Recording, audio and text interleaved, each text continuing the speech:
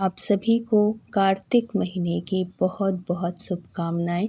भगवान लक्ष्मी नारायण की कृपा आपके ऊपर सदा बनी रहे। तो आज श्रवण करते हैं कार्तिक मास महात्म्य के तीसरे अध्याय की कथा। एक बार सत्यभामा ने भगवान श्री कृष्ण से पूछा कि हे प्रभु, आप तो सभी काल में व्यापक हैं और सभी काल आपके आगे एक समान हैं, फिर यह कार्तिक मास ही सभी मासों में श्रेष्ठ क्यों है? इसका कारण बताइए। तब भगवान श्री कृष्ण ने कहा, हे भामिनी, तुमने बहुत अच्छा प्रश्न किया है। मैं तुम्हें इसका उत्तर देता हूँ, ध्यानपूर्वक सुनो। इसी प्रकार एक बार महाराज बेन के पुत्र राजा पृथु ने प्रश्न के उत्तर में देवऋषि नारद से प्रश्न किया था और जिसका उत्तर देते हुए नारद जी ने उसे कार्तिक मास की महिमा बताते हुए कहा, हे राजन, एक समय शंख नाम का एक बहुत ही बलवान और अत्याचारी राक्षस था। उसके अत्याचारों ने तीनों लोकों में त्राहि त्राहि मचा दी थी। उस शंखासुर ने देवताओं पर विजय प्राप्त कर इंद्रादि देवताओं एवं लोकपालों के अधिकारों को छीन लिया था। उससे भयभीत होकर समस्त देवता अपने परिवार के साथ सुमेरु पर्वत की गुफाओं में बहुत दिनों तक छिपे रहे। उधर जब शंखासुर को इस बात का पता चला कि देवता आनंद पूर्वक सुमेरु पर्वत की गुफाओं में निवास कर रहे हैं, तो उसने सोचा कि ऐसी कोई दिव्य शक्ति अवश्य है जिसके प्रभाव से अधिकारहीन यह देवता अभी भी बलवान है। काफ़ी सोच विचार के बाद उसे समय आ गया कि वेद मंत्रों के बल के कारण ही उसको जो ये था कि ये क्यों इतने बलशाली हैं, क्यों इतने बलवान हैं, इतने प्रसन्न किस वजह से है, कोई तो कारण होगा। तो उसको फिर बाद में समझ आया कि इसका कारण है वेद मंत्रों के बल की वजह से देवता बलवान हो रहे हैं। यदि उनसे वेद छीन लूँ तो वे बलहीन हो जाएंगे। ऐसा विचार कर शंखासुर ब्रह्मा जी के सत्यलोक से शीघ्र ही वेदों को हर लाया। जिस समय वह वेदों को चुरा रहा था, उसी समय बीजों के साथ यज्ञ मंत्र उसके डर से जल में छिप गए। जो बीज मंत्र होते हैं ना, वो छिप गए थे जल में। इसके बाद शंखासुर वेद मंत्रों और बीज मंत्रों को ढूंढते हुए सागर में प्रवेश किया, परंतु ना तो उसको वेद मंत्र मिले और ना ही बीज मंत्र, क्योंकि इसके बिना वेद भी अधूरा है, बीज मंत्र और वेद मंत्र के बिना।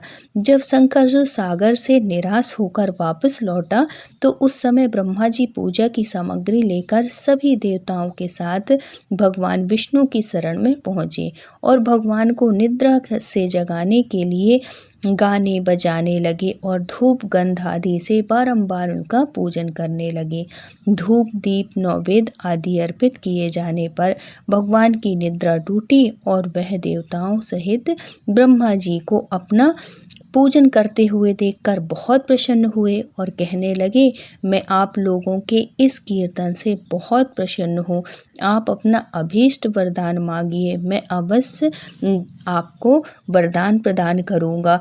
जो मनुष्य अश्विन शुक्ल एकादशी से लेकर देवोत्थान एकादशी तक, मतलब ये कार्तिक के महीने में ब्रह्म मुहूर्त में उठकर मेरी पूजा करेंगे, उन्हें सुख की प्राप्ति होगी, उनकी सारी मनोकामनाएं पूर्ण होंगी। आप लोग जो पाद अर्ध आचमन और जल आदि सामग्री मेरे लिए लाए हैं, वो अनंत गुणों वाली होकर आपका कल्याण करेगी।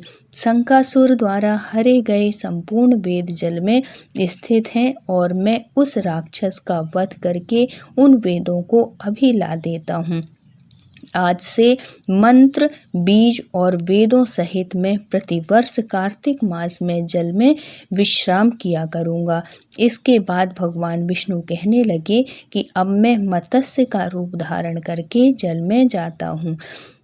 तुम सब देवता भी मुनीश्वरों सहित मेरे साथ जल में आओ। इस कार्तिक मास में जो श्रेष्ठ मनुष्य प्रातःकाल स्नान करते हैं, वे सब यज्ञ के अवश्य स्नान द्वारा भली भांति नहा लेते हैं। इतना महत्व है कि उस स्नान को यज्ञ जितना जो हम यज्ञ करते हैं ना, उसका फल जो है वही हमें इस सुबह के स्नान में मिलता है, ब्रह्म मुहूर्त में जो हम स्नान करते हैं।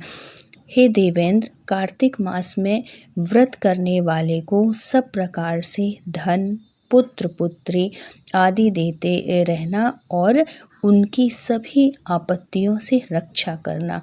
हे धनपति कुबेर, मेरी आज्ञा के अनुसार तुम उनके धन धान्य की वृद्धि करना, क्योंकि इस प्रकार का आचरण करने वाला मनुष्य मेरा रूप धारण करके जीवन मुक्त हो जाता है। जो मनुष्य जन्म से लेकर मृत्यु पर्यंत विधि पूर्वक इस उत्तम व्रत को करता है, वह आप लोगों का भी पूजनीय है। कार्तिक शुक्ल पक्ष की एकादशी तिथि को तुम लोगों ने मुझे जगाया है, इसलिए ये तिथि मेरे लिए अत्यंत प्रीतिदायिनी और माननीय है। हे देवताओं, यह दोनों व्रत नियम पूर्वक करने से मनुष्य मेरा सानिध्य प्राप्त कर लेते हैं। इन व्रतों को करने से जो फल मिलता है वह अन्य किसी व्रत से नहीं मिलता। अतः प्रत्येक मनुष्य को सुखी और निरोग रहने के लिए कार्तिक महात्म्य और एकादशी कथा सुनते हुए उपयुक्त नियमों का पालन करना चाहिए और दान धर्म जितनी भी आप कर सकते हैं, जितना भी आपके सामर्थ्य है। ये कार्तिक का जो महीना है ना, बहुत ही पुण्यकारी है। आप इसमें जो भी दान पुण्य धर्म करते हैं वो अनंत गुना आपको फल मिलता है उससे, और आपके जीवन में आने वाली हर परेशानी, हर विपत्ति से रक्षा होती है। लक्ष्मी नारायण की कृपा होती है, सुख समृद्धि बढ़ती है। इसलिए कार्तिक महीने का सदुपयोग करिए और भगवान की भक्ति करिए। फालतू के प्रपंच से बचिए और भगवान की शरण में रहेंगे ना, क्योंकि उनकी कृपा के बिना कुछ भी संभव नहीं है। तो अगर वीडियो अच्छा लगा हो तो प्लीज़ चैनल में अगर न्यू हैं तो ज़रूर सब्सक्राइब करिएगा, वीडियो को लाइक करिएगा। फिर मिलते हैं किसी धार्मिक वीडियो के साथ, तब तक के लिए राधे राधे।